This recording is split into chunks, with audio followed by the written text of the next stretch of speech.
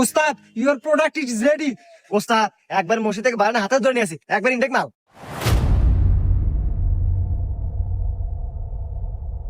এবার চাচা, এবার চাষি হাতে কি ঈদ করে ইচ্ছা আছে?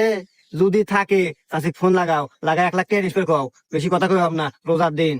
এই রাখ তো ডাইলেক্ট তো রোজার দিন তুই যে এরকম যে ওপেনে যে বিড়ি খেতেছু তুই রোজা নাই? এ কাকা, আমি সিংকু মাস্তান, আমি রোজা থাকি না। কি করলো তুই?